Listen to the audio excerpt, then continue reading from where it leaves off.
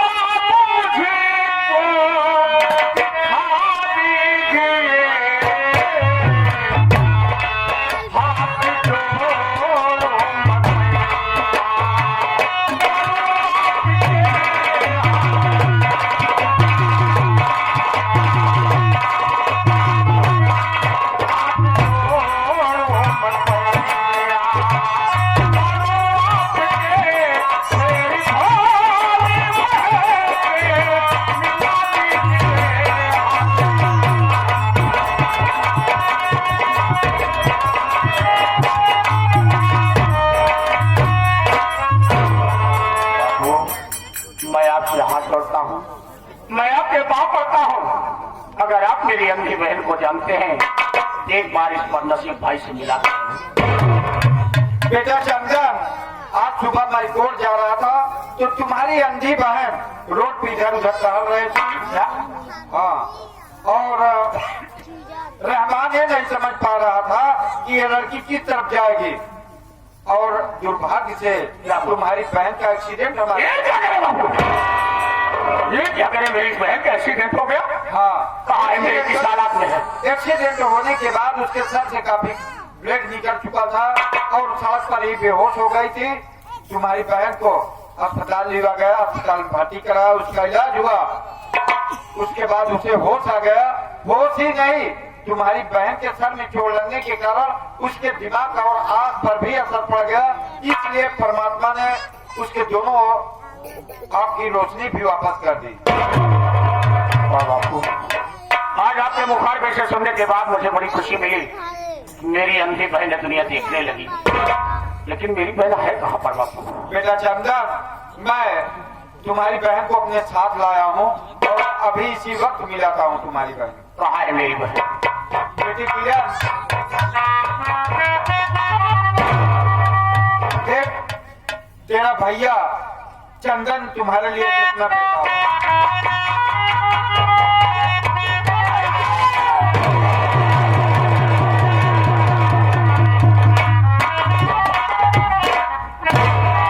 रो नहीं बहन, आज तुझे देखने के बाद मुझे दुनिया की सबसे बड़ी खुशी मिली है कि मालिक ने तुझे इस दुनिया में सलामत रखा।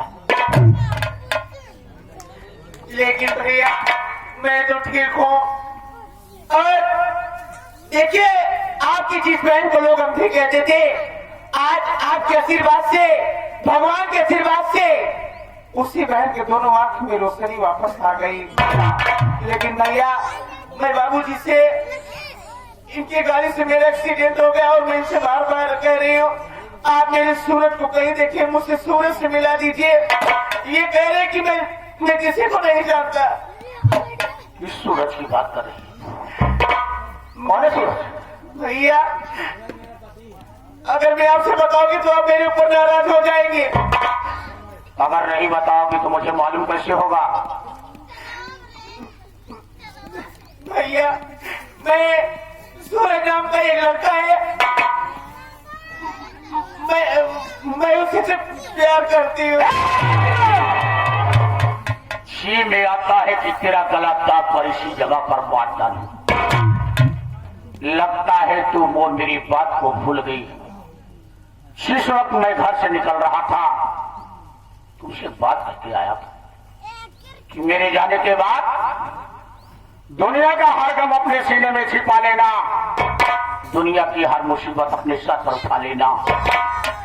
लेकिन मेरी एक बात याद रखना, मेरी इज्जत और मर्यादा को संभाल कर। लगता है तो मेरी मर्यादा को मिट्टी में मिला दिया।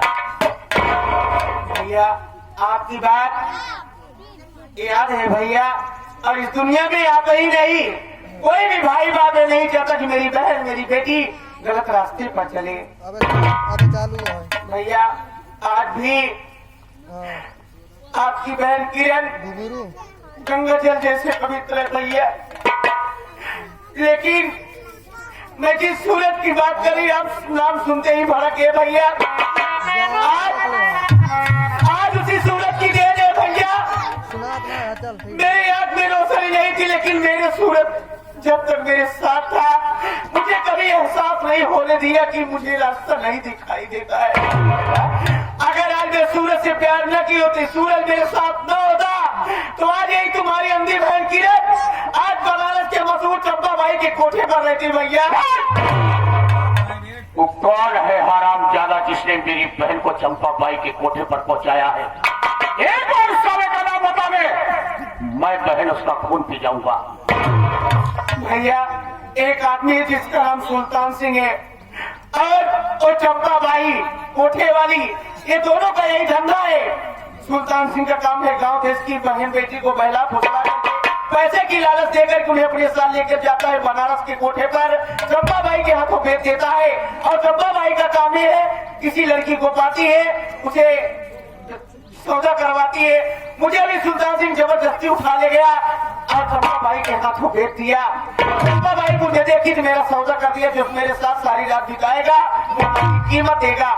न जाने कहां से सूरज खबर पा गया, अपना फेस बदल कर कोठे पर आया, मुझे देखा, मुझे पहचान गया और मौका पाया रात ही रात कोठे पर सिलवा करके चला आया। काफी दूर उसके साथ पैदल आई, मेरा पैर दर्द करने लगा, मुझे भूख लगे। मैं सूरज से बोली, सूरज मुझे कुछ खिलाओ नहीं मेरी जान निकल जाएगी।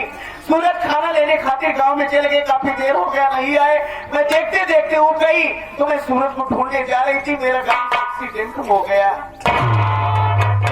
वाह बहन, कोई इंसान नहीं होती तेरी जिंदगी के लिए भगवान है, जिसने तुझे चंपा बाई के कोठे से बचाया।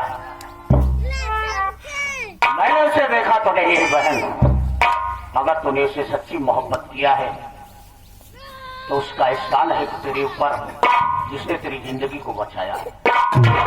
भैया मैं आपके घर की नौकरानी थी, लेकिन फिर भी हर अच्छा बंधन आपकी कलाई में राखी बांधती थी, और कभी भी मैं आपसे कोई तोहफा नहीं मांगी भैया।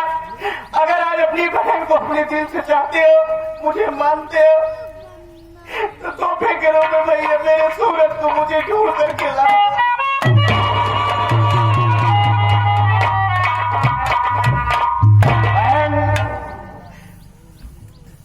वो कर्ज मेरे सर पर है, सब तू मेरी कलाई में राखी बांध। आज अगर उस तोहफे को तूने मांगा है, ये चंदन उस परमात्मा की सौगंध खाता है कि दुनिया में किसी भी कोने में होगा, मगर सलामत होगा, वो तेरा प्यार चंदन ढूंढ कर तेरे पास जरूर लाएगा। ठीक है भैया, मैं अपने घर जाऊंगी भैया।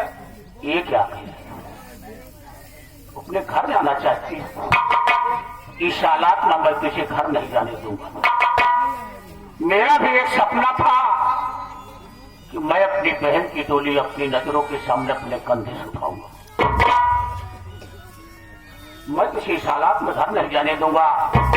जिस दिन सूरज मुझे मिल जाएगा, मैं खुशी खुशी तेरी विदाई से घर से करूंगा। बाबूजी बताइए बेटा। आपने मुझे और प्यार दिया है जो एक पिता अपने बेटे को देता है।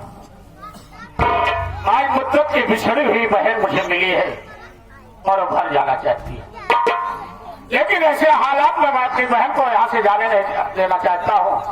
अगर आपकी इजाजत हो कुछ दिन के लिए बहन को यहीं पर रहने दीजिए। जब इसका प्यार मुझे मिल जाएगा मैं सूरज के साथ इस घर से इसकी विदाई कर दूंगा। बेटा,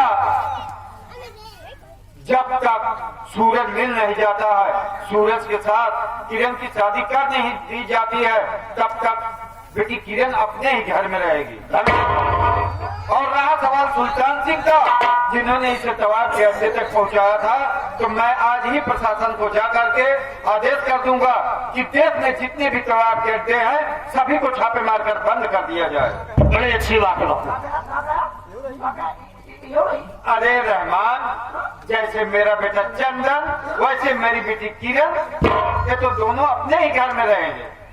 तुम्हारे किस्मत छूटी थी, अरे नहीं, रह जाता यही हम। अरे रहमान, सब कुछ तो तुम्हारा है। चलिए बहन भूखी होगी, सबसे पहले से खाना खिलाता हूँ।